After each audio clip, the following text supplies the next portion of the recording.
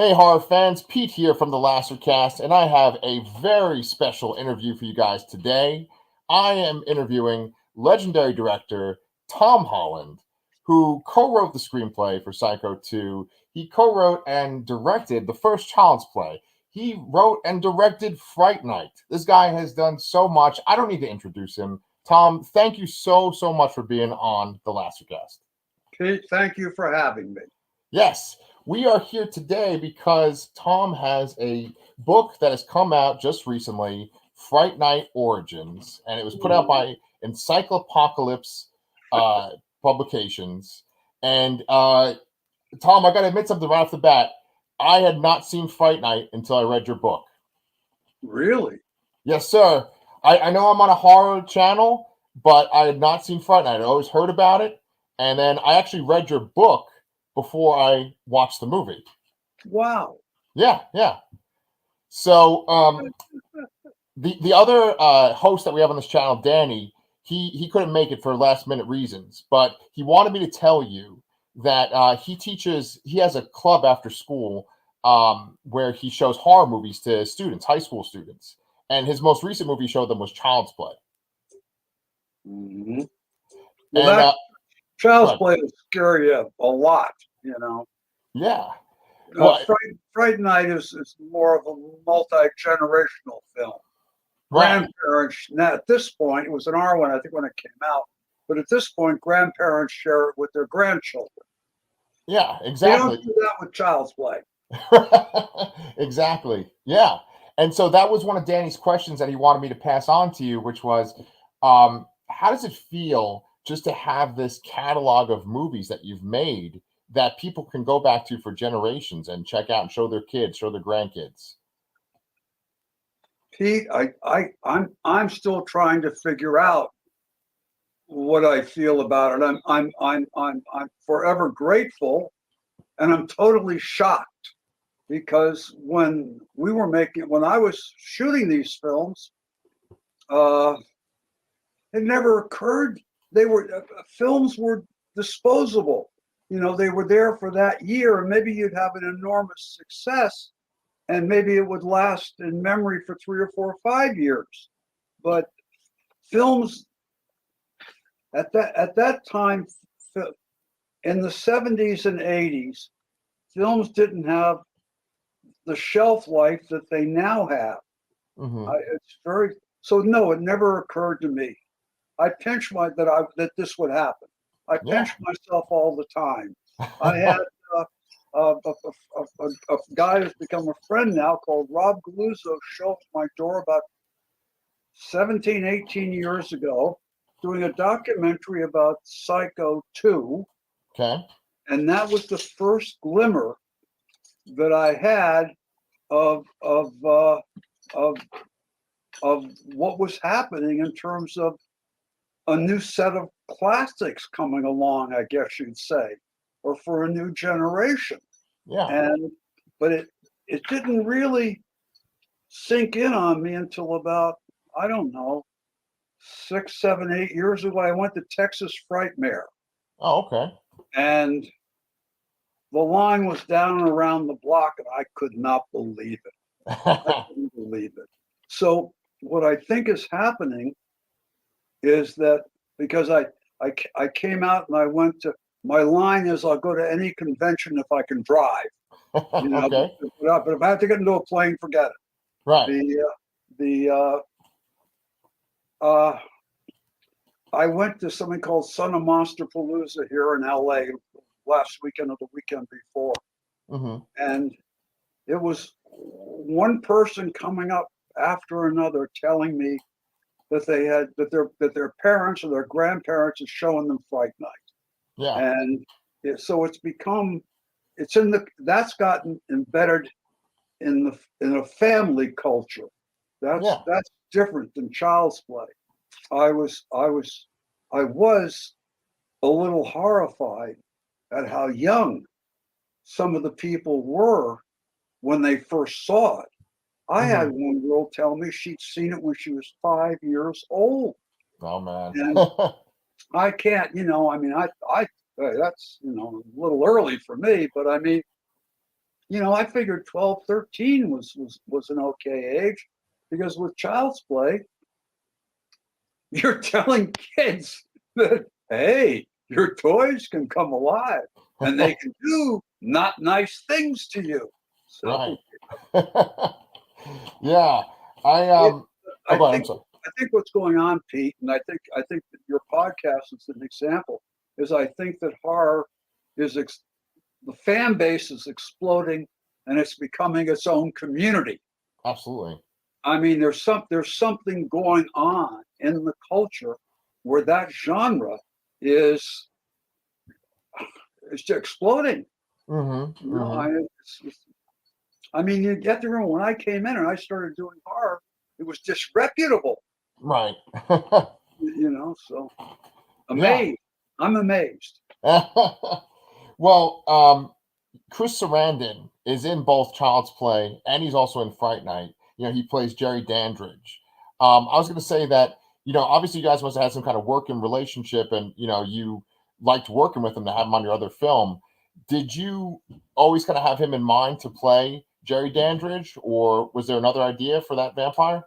No, I did not have any idea, but I know that I needed a real actor.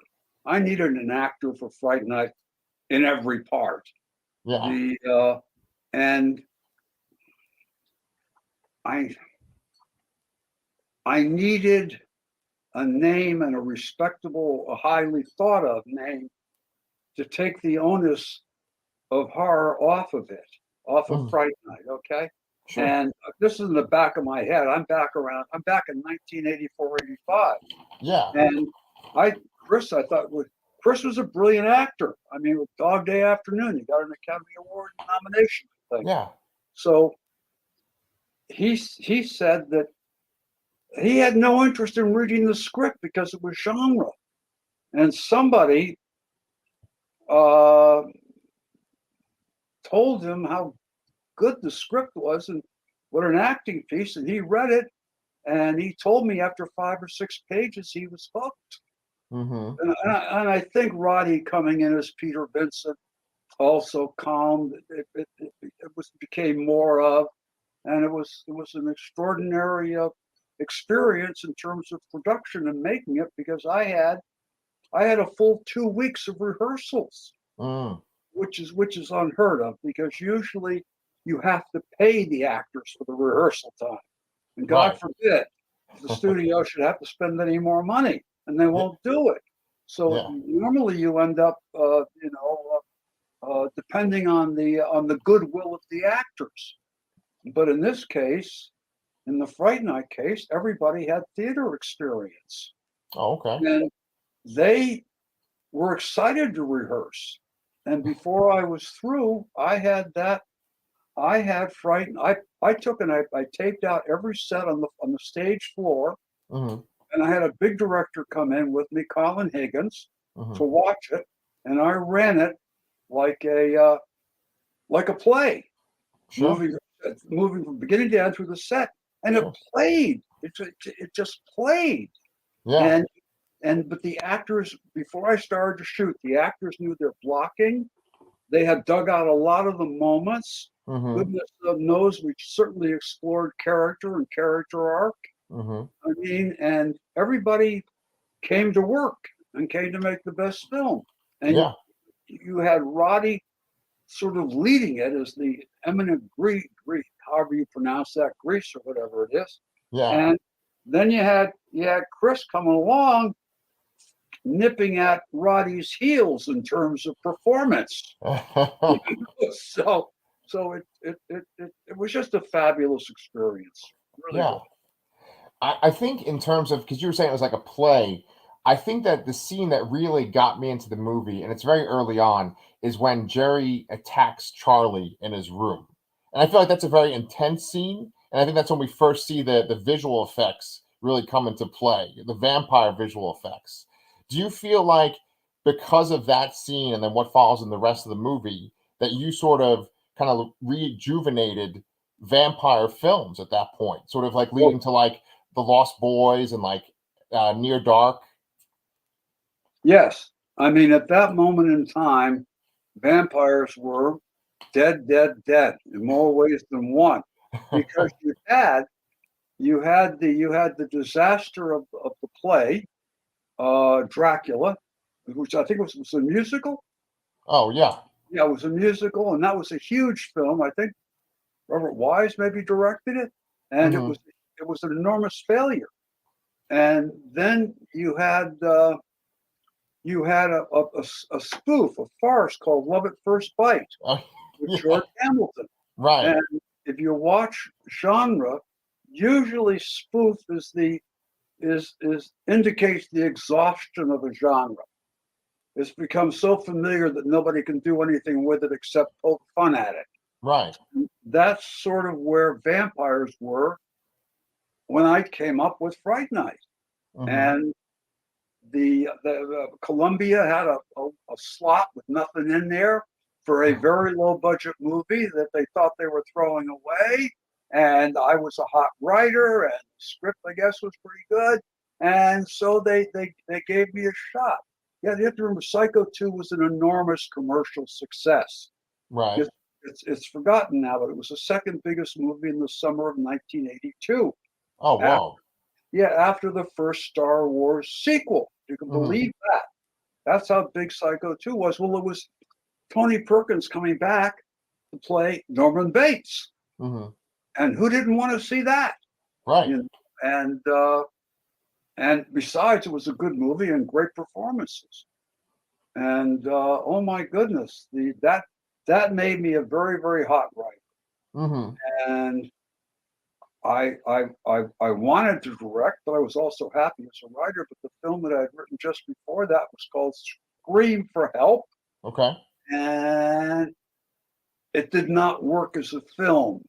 Mm. It just didn't work, and I thought to myself, well, I know every beat in Fright Night, I know every visual, and I don't want Scream for Help to happen to me again. Yeah. It was done. It was directed by a very, very charming fellow called Michael Winner. Okay. He'd done the Charles Bronson, the Vigilante movies, Oh, and okay. he was terribly, terribly charming, but he didn't like dialogue very much. So what Oh. he did was he went through my script and he cut as much dialogue as he could. Oh, And okay. so when he did that, you didn't know what was going on with the people or what the emotional arcs of the actors were. And the action may have made sense, but what was going on with the characters and their relationships was, I don't understand this.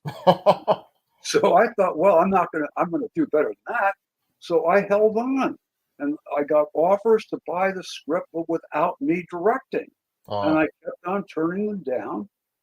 And then finally, Guy McElwain at Columbia gave me a shot at directing, oh, awesome. and that was Fright Night. I mean, so I don't know what to say, Pete. You just keep working. You Yeah. know, and sometimes it turns out, and sometimes it doesn't, but you just keep trying to get up at bat. Yeah. Yeah, And, and you continue to work, and now you've put out this Fright Night Origins book. And I yeah, was wondering because I saw in an interview that you had done, it was on YouTube. You mentioned how you had the Fright Night story in your head for at least a year before you wrote the screenplay. And I know that was when Roddy McDowall came on. That sort of, or not. I'm sorry, when he came up with the idea of Peter Vincent, that's when things started to click. And yes, I was wondering, in that year when you just had Fright Night in your mind, is that where you came up with a lot of these details for the backstory for Jerry Dandridge and Charlie's life? yes. I mean, what I can't. Fright Night was a wonderful idea, and I had it. And I thought it was a deliciously.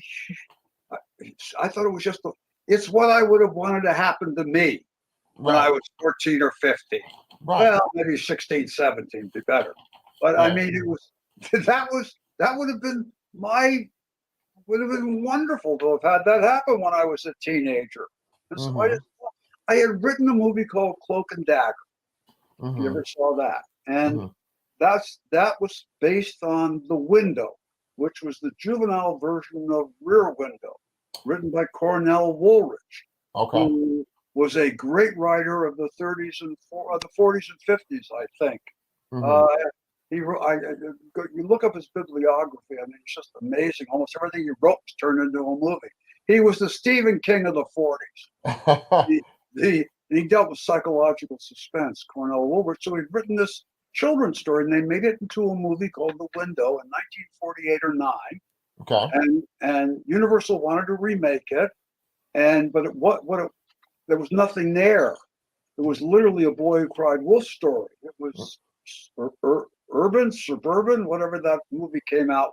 It was the same thing. Oh, Suburbia. In the house next door, Yeah. and it's a boy involved. But Yeah. it wasn't enough for me. So I wrote an original screenplay for Cloak and Dagger. But before I did, I told Universal and the director, Richard Franklin, that if you really wanted to do a boy seeing something happening in a house next door, Right. that would freak him out and really start a series of events, have the kid be a mad horror fan, teenager, Right. and have a vampire next door chomping down on somebody. And Universal threw me out of the office. Okay. Okay. And everybody thought I was nuts. And so after I'd done Cloak and Dagger, I still couldn't get the idea out of my head. And I kept saying to myself, well, if that happened to me, what would I do? Because nobody's going to believe you. And that's when I used to watch the Friday Night Frights on TV. And Sure. it was a local channel. And it was like 11 o'clock on Friday night. You could find some pretty terrible horror movie, okay, on TV. And the good stuff was really Hammer and AIP. Sure. And so I was writing about that opening scene where he's watching the movie and the vampiress is seducing that's Hammer. Right. Right. But I thought to myself, when I watched the Friday Night Frights, there was always a host, and they were from Poverty Row. They never had any money, but they were great fun. Stagger Lee, Vampira, I don't know. You've got them now, sort of carrying on the tradition. But then they were really a big deal. This is the very beginning of horror fandom. Sure. This is EC Comics after they've been banned, and you had to share them in high school with a few other kids, all boys who were into horror. And it was this very, very small group, and considered to be the uncool group, Right. But I grew up on banned versions of EC Comics and the horror films of the 40s and 50s, and I was writing about my youth as a horror fan and how I became so thrilled with horror, and that turned into, when I thought of Peter Vincent, I couldn't wait to get home and write. Right. With Peter Vincent, I had a story. I also had delicious comedy. Fright Night's an unusual script. The hero's journey is given to Peter Vincent. He's one who's a coward and is filled with self-doubts and runs away until he can't live with himself and runs back. But Charlie is the motor that keeps it going. Charlie really is a terrific human being, young man, but he is so determined to save his friends and his mother from Carrie Dandridge that he keeps driving the story. Right. But the one who has the real emotional transition is Peter Vincent. Yeah. I can see that. I haven't seen that many Hammer horror films, but I could tell right away that that's sort of like where you were getting some inspiration. And then you mentioned those EC Comics too when you were growing up. I was wondering. I know that like Anne Rice's Interview with the Vampire had come out in the 70s by this point, and there's this one line that Jerry has in the Fright Night film. He says, "Of course, I could give you something I don't have, a choice." And it kind of reminds me of this one line that is in Interview with the Vampire. Was there any kind of influence from that or other vampire stories too? I did not remember that it was similar to Interview, which I'd read, I guess, in the 70s. I know that I asked Alan Davio originally to be the cinematographer, and Alan, who shot Steven Spielberg's short, I guess at USC, turned me down because he was a relative of Anne Rice. And he was afraid of making Anne mad at me. And I've got another story. I had directed Fright Night, and Richard Franklin was the first director on Lost Boys. Oh, okay. Okay. Sure. And what happened was Dick, great director, he passed about a year ago. Big director at Warner Brothers. He did all the buddy cop films. Dick. Anyway, he was going to direct it, but he saw Fright Night and he dropped out. And then he hired Richard, or was talking to Richard, and they got in a disagreement over creative things, and I forget what it was. And then Joel Schumacher, I'd known since I was like 17 or 18, ended up directing it. Oh, wow. And that probably is the beginning of the resuscitation of the vampire genre. But as far as I know, excluding Abbott and Costello and the monsters, Universal monsters, I think that Fright Night almost created the humor in the vampire genre. Because Sure. what I did was I wasn't winking at the audience. I kept the humor within the reality of the situation, of the characters. So the characters the situations were humorous, chuckle humorous, let's say. They weren't Abbott and Costello meets Frankenstein, the Wolfman, and Dracula, and whoever else all together. Right. And I think that sort of, I think Fright Night really sort of opened up the door to comedy and horror, to laughs in comedy. I did the same thing in Child's Play. Right. I mean, it seems rather obvious now, but if you're doing suspense, and pretty much everything I've done has elements or is dominated by suspense. Right. It's good to give the audience a chance to laugh, to break suspense, especially after a scare. And then you go back and you start to screw it up again, Right. Scare the hell out of them and they'll laugh. Right. The biggest scare in Child's Play is when Chucky comes alive in her arms, which is threatening to throw him in the fireplace. Right. And that may have been the biggest scream. The other one was the knife coming up in the car between Chris Sarandon's legs. Right. Every man in the audience rose out of his seat. Yeah. It's funny that you brought that up too, because I think you were just recently on Shudder's 101 Scariest Horror Movie Moments, right? They interviewed you for that, right? Yes, they did, and I don't remember. Help me out, Pete. So I know that you were interviewed by David Weiner. The moment the doll comes alive? Yes, that's when. Yeah. Okay, that was a huge scream. Yeah, right?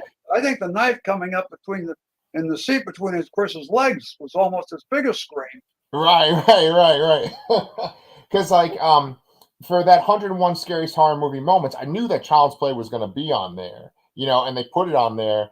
And then, David Weiner, we've had him on our show a couple of times before. He's the guy that is the director of In Search of Darkness.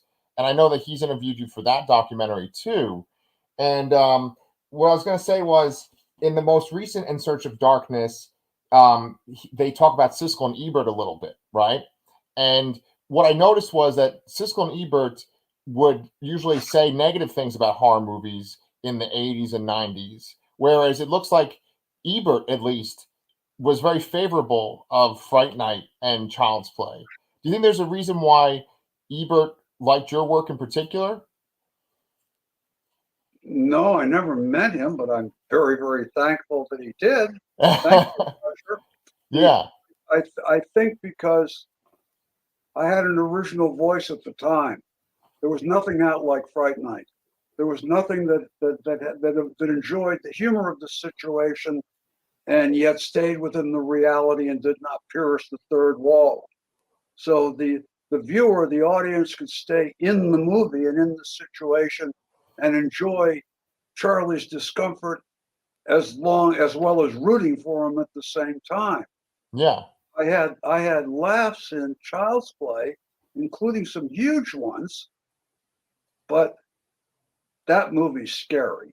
Oh yeah. And the reason I did that was because I knew that there was a universal theme in there, which is that all of us as children, at least I did, we all thought at one time or another, looking around our room after the lights had been turned out, and you'd see the shadows of the silhouettes of your toys, you thought to yourself, what would happen if my toys or one of my toys came alive?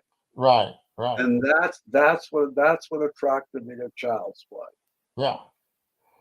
With Child's Play, Danny and I have been reviewing that 101 Scariest Horror Movie Moments show, and we both thought that Child's Play should have been higher on the list than where they put it.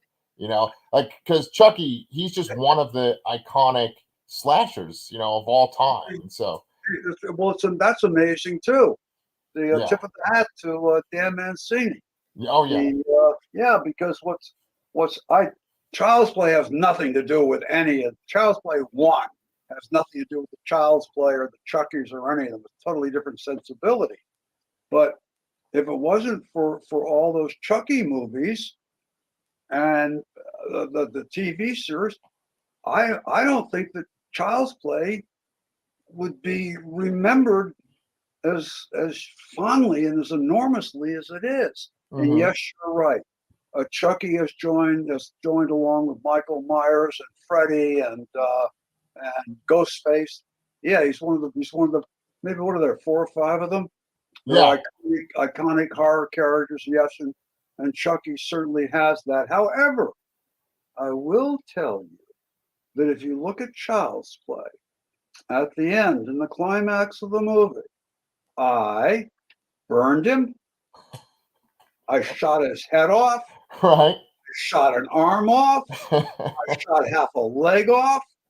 And then I threw him up against the wall and I shot him in the heart. I shot Chucky in the heart. I showed you the blood splattering on the wall behind it, and you saw the doll die.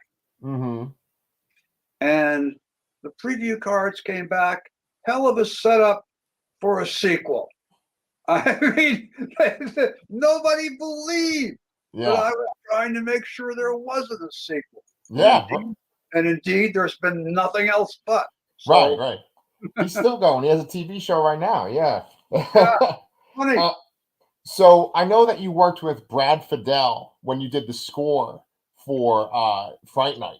And I think that the music in Fright Night is great. And then, he went on to do Near Dark, and he also did the music for Terminator and Terminator 2. Just a great composer. He did Terminator before Fright Night. Right. Because that was the dawn of electronic music. That started with the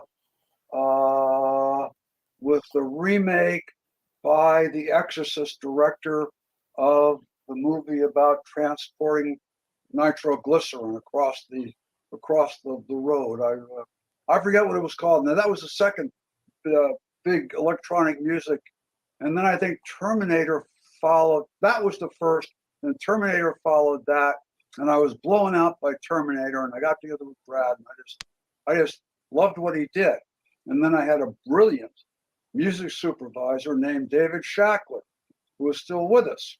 And David put together all those songs, all the sort of the needle drops or whatever you want to call it. There weren't needle drops in the movie, but they were written for the scenes.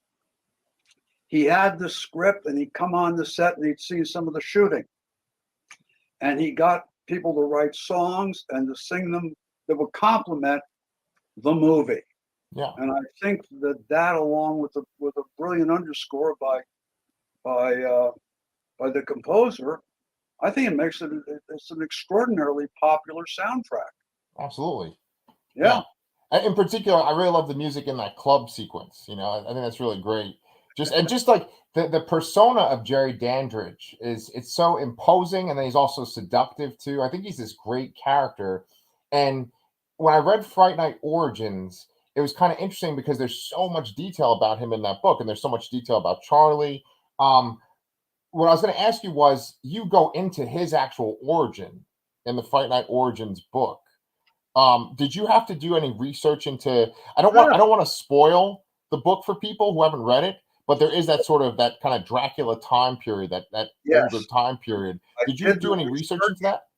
I did research along with my co-writer, Jack Ulrich, and all of that is true.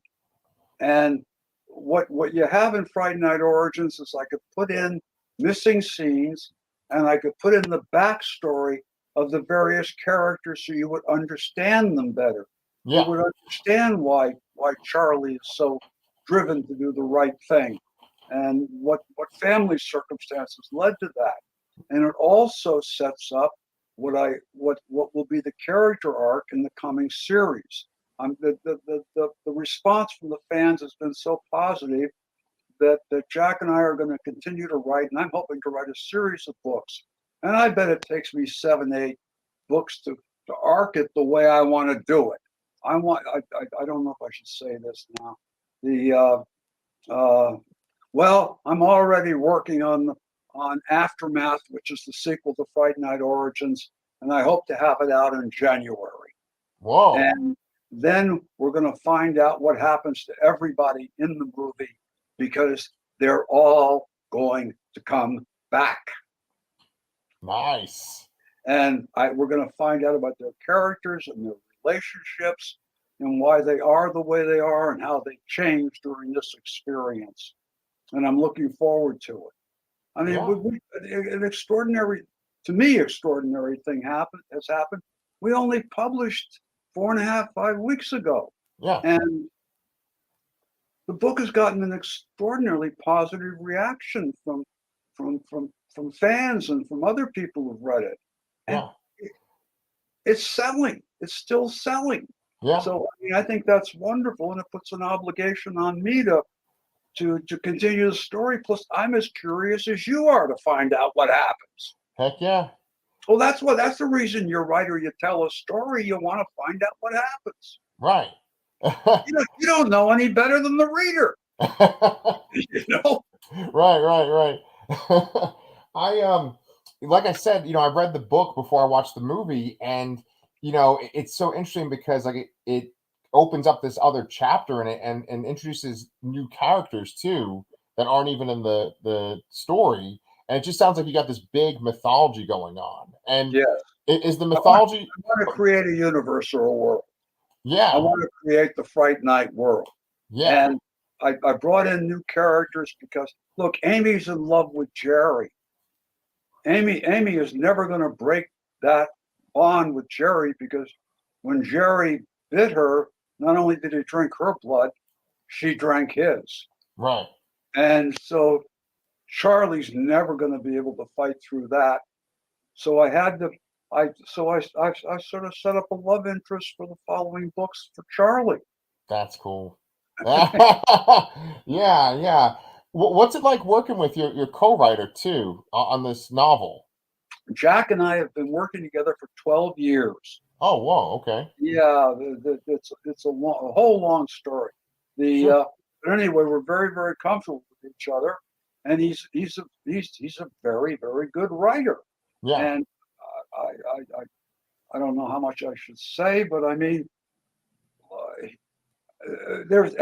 when I first came to this town, every actor, every waiter and waitress was an aspiring actor.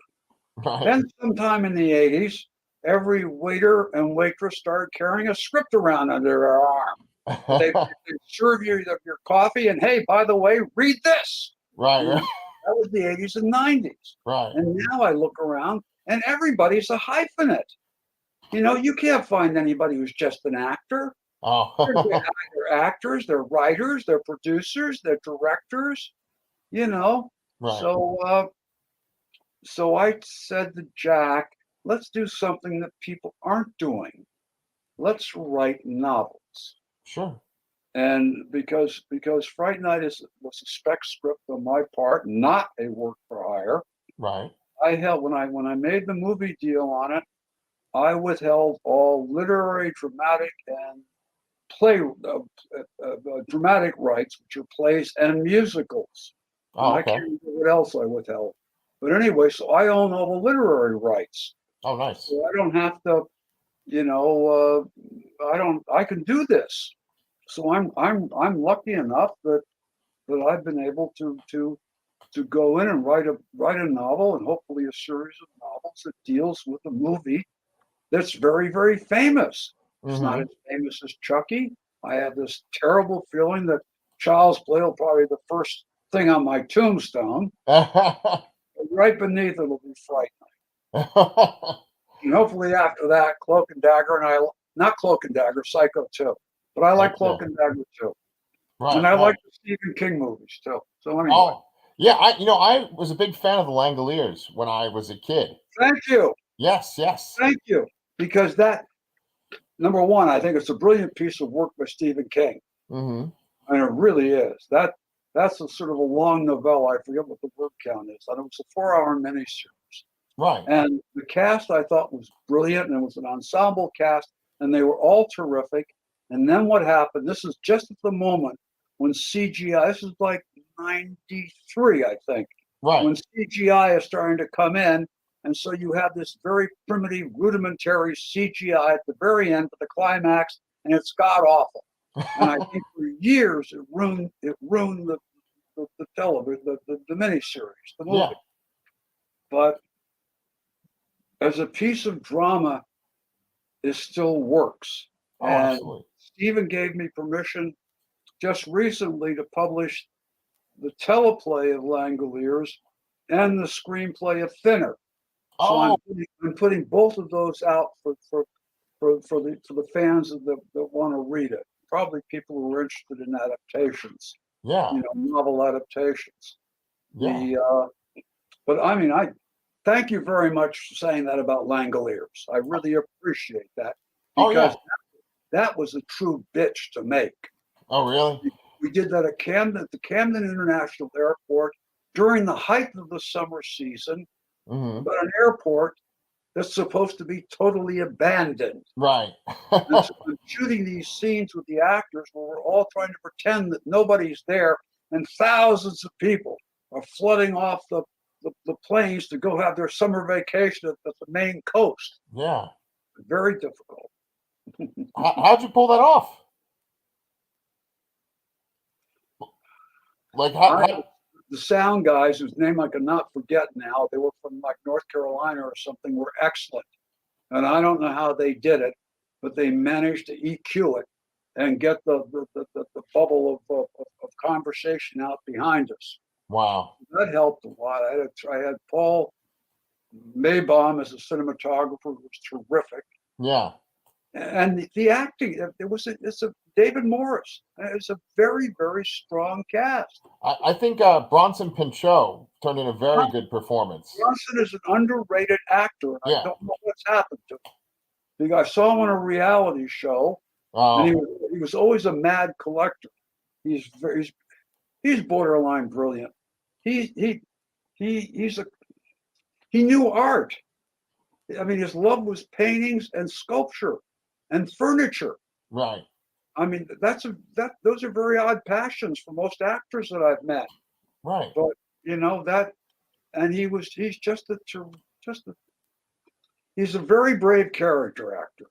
Mm-hmm. He starts to go, and you sort of grab hold of his feet and hang on for dear life. I think Bronson's wonderful. Yeah. No, I always remember that miniseries because I mean, at that time there were so many Stephen King miniseries on ABC. You know, The Stand and It, and I like the Langoliers a lot. I mean, just the heroic end of the main character, you know, and he's flying the plane. I mean, spoiler for this movie from the 90s, but that always just kind of stood out to me.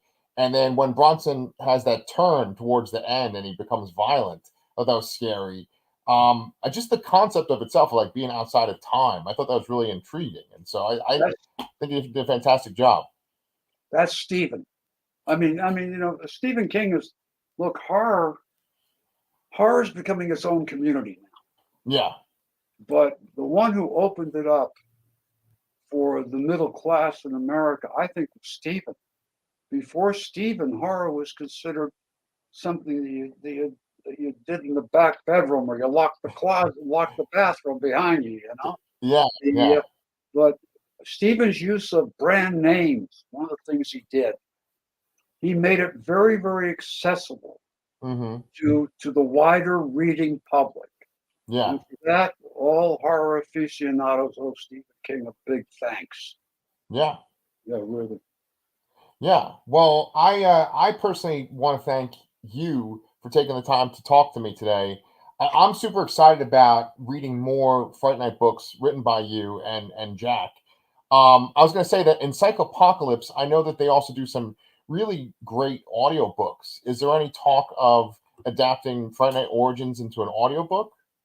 At this moment, right now, starting today is Saturday. Yes. I can tell you what the date is here on my machines. October 29th. Aha! Yes. Pumpkin Day is on the way. We're almost there. On Tuesday, Chris Sarandon is beginning to record a reading of Fright Night Origins. Perfect.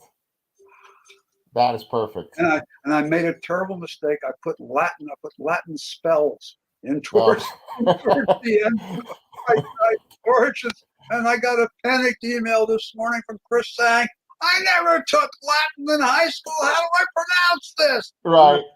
Oh my God! I looked it up online, but I don't have a clue how to pronounce it either. So I don't know what I'm going to do about that one. Anyway, Chris is going to read Fright Night Origins, and I'm hoping we have it ready to get it out for Christmas. Oh, fantastic. I already read the book, but I will definitely get the audiobook just so I can hear him. And I'm usually go ahead.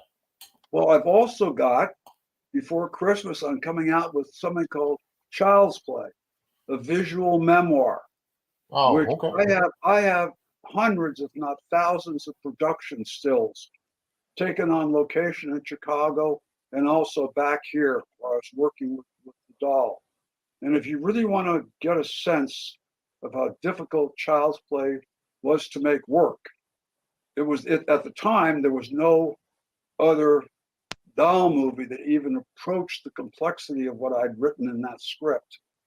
And you can really see it in a visual memoir. It's 150 picture photos of the production of Child's Play, over 100 of which have never been seen before easily. So Wow. I'm also coming out with that. That is fantastic. Wow. Okay. So you got this Child's Play visual dictionary, you have the audio book of Fright Night Origins, and you have Fright Night Origins. All essentially, Fright Night Origins already out. These things are coming out soon. Great gifts for horror fans for Christmas time. Fingers crossed. Nice. Tom, I just want to say thank you so much. Like, I think you're the biggest guest that we've had on this show so far, and I really appreciate you taking the time out of your day to talk with me. If you ever want to come back on the show, we'd be more than happy to have you on again. I'll tell you what, put me down and do it after the new year. And you call me again and we'll see what progress we both have made. And I want to thank all your fans out here who are listening to Pete, and you're in the show. I mean, it's people like Pete and his partner that are helping to grow the genre and knit the community together.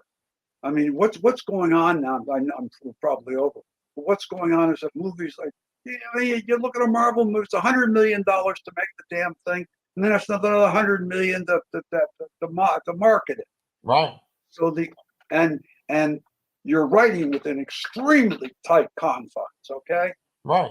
The bigger the budget, the more homogenized it is, the less in a lot of ways, the less interesting it is because of the financial concerns. Horror doesn't have that. No. So horror, because it's comparatively so cheap to make, is the one genre that really most immediately tells you what's going on with the culture. You'll see Yeah. the cultural concerns, the cultural worries, and also what's happy there. You also see what's good about things there too. But right now, horror, that was always the redheaded stepchild, is now the most vibrant genre in movies and streaming and whatever else you've gotten, wherever else it's going to go. We talk after the new year. I'm sure it'll be totally. We'll have already sensed the change in it. Yeah. I mean, there's huge change going on. The one constant is horror, and people like to be scared. They like to laugh and be scared, and they also like to see themselves and what's happening to the world as interpreted through the genre. Yeah, absolutely. Yeah. And, this has been a great year for horror. There's been some really incredible releases. We've definitely covered some of them on our channel. But I got to say that, like, we wouldn't be at this point without some of the movies that you've contributed to the genre. So thank you so much, sir. Thank And, you.